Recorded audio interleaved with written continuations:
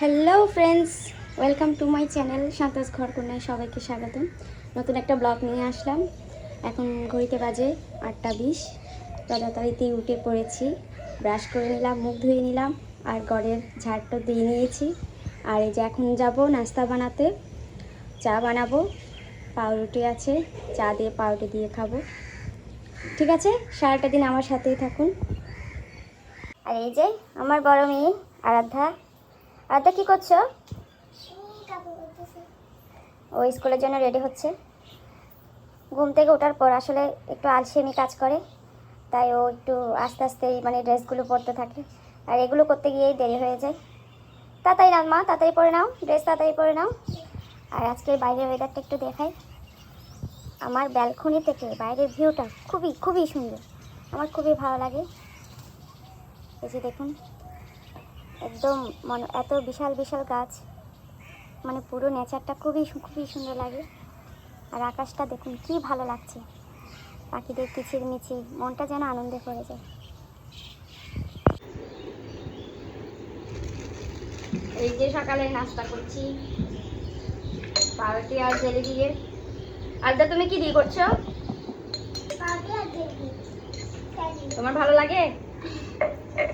ওর পাউরুটি জেলি অনেক ভালো লাগে। আচ্ছা, অরেঞ্জ জেলি তার ভালো লাগে। তো বন্ধুরা, তোমরা কি দিয়ে নাস্তা করো জানাবে কমেন্ট বক্সে। নাস্তা করে তারপর ঘরের বাদবাকি কাজগুলো করব। আর আমার পুচকি উঠে গেছে, একেও খাওয়াতে হবে।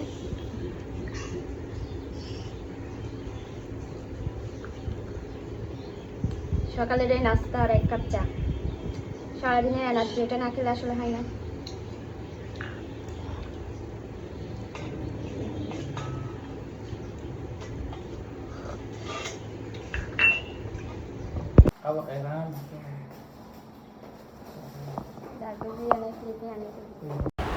এই যে ঘরের অবস্থা, বর্ডার নিয়ে যাওয়ার পরে এই যে এখন গুছিয়ে নিলাম।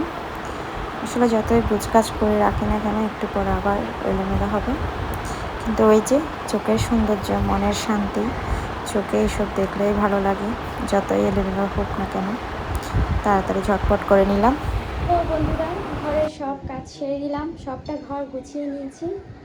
আর বাইরের ওয়েদারটা দেখে খুবই খারাপ লাগছে। দেখো, তোমাদেরকেও একটু দেখাই, কি বৃষ্টি পড়ছে দেখো। মেয়েটাকে স্কুলে পাঠিয়েছি, কীভাবে আনতে যাব বুঝতে পারছি না, খুব টেনশন হচ্ছে। তো ঘর গুছিয়ে নিলাম। আর আমার পিচ্ছি ও খেলা করছে, করুক। এবার আমি স্নান করে পুজোটা সেরে নিব। এই যে ড্রয়িং রুমটাও গুছানো হলো। আর এই যে এই ড্রয়িং রুমের জানলাটা খুলতে পারছি না, কারণ প্রচুর বৃষ্টি পড়ছে, বৃষ্টি ভেতরে আসছে, সোফা ভিজে যাবে তাই।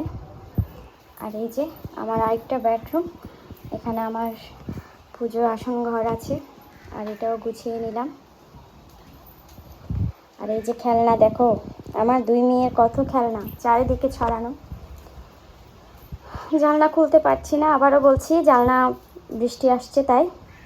এবার স্নান করব, পুজো দেব। পুজো দেওয়া হয়নি এখনও, স্নান করে পুজো দেব, তারপর রান্না বান্না, তারপর সেই মেয়েকে আনতে যাওয়া ডিউটি।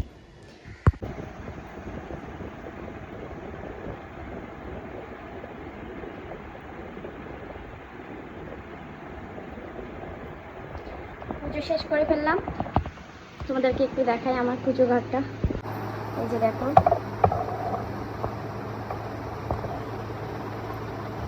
সবই আমার ছাদ বাগানের ফুল। আর এই যে দেখো, এই ফুলটা আজকে কত সুন্দর লাগছে, কালারটাও একদম দারুণ এসেছে।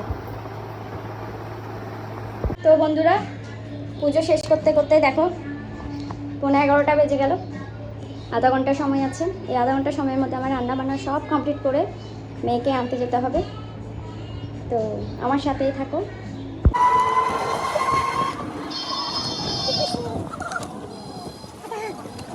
তো বন্ধুরা, তো এখন বাজে তো 1টার মতো।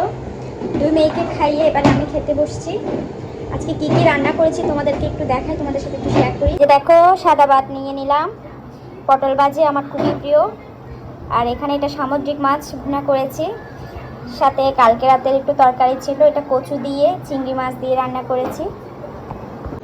প্রচণ্ড খিদে পেয়েছে, অনেক অনেক খিদে পেয়েছে।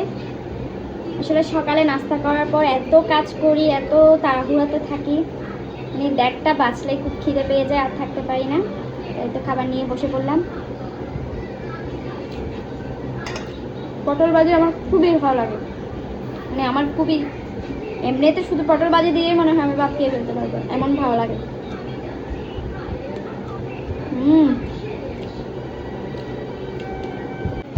ঠিক আছে বন্ধুরা, আজকের ব্লগটা এতটুকুই।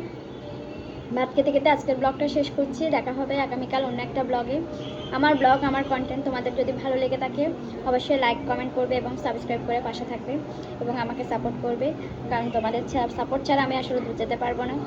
ঠিক আছে, সবাই ভালো থেকো, টাটা।